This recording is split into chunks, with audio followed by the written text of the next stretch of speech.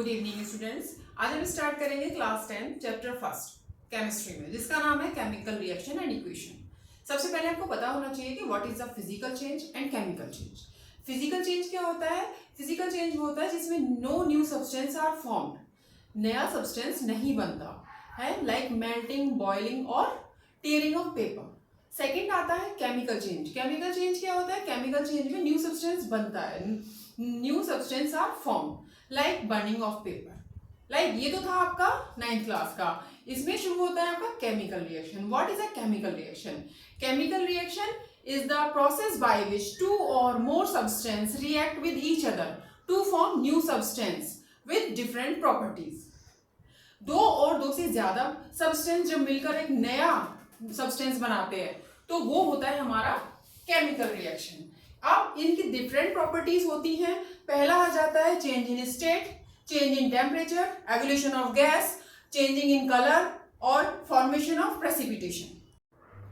इसकी प्रॉपर्टीज है जो एग्जांपल के साथ मैं आपको बता रही हूँ। फर्स्ट आता है change in state. Change in state में क्या होता है कि state of matter, solid, liquid and gas, उसकी स्टेट कैसे चेंज होती है। जैसे इसमें मैंने क्या लिया, ammonia gas react with hydrochloric acid, तो इसमें किसमें चेंज हुआ? ये सॉलिड में, NH4Cl, जिसका नाम है अमोनियम क्लोराइड।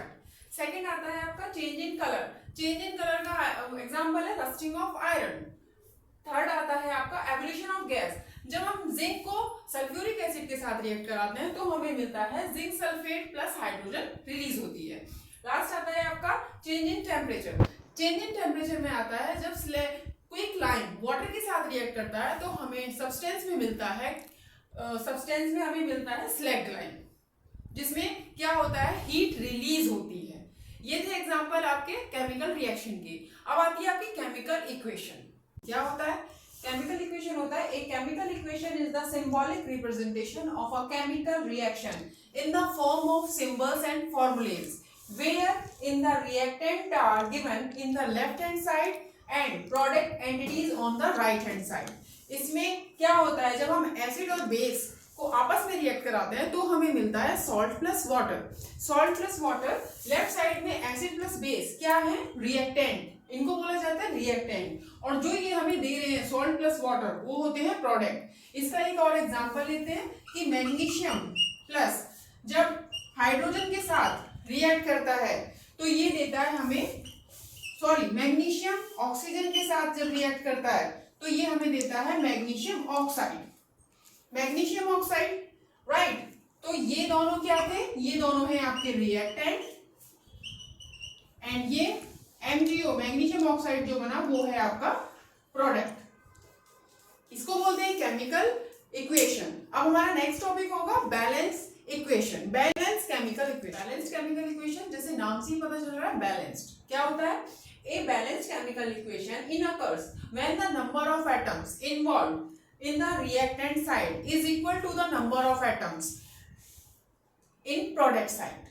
तो ये कह रहे हैं कि जितने number of atoms reactant side होंगे उतने ही कितने प्रोडक्ट साइड होने चाहिए। लाइक इसमें आपका दिया हुआ है हाइड्रोजन और क्लोरीन। जब हम हाइड्रोजन और क्लोरीन को आपस में रिएक्ट कराते हैं तो बनता है हमारा हाइड्रोक्लोराइड।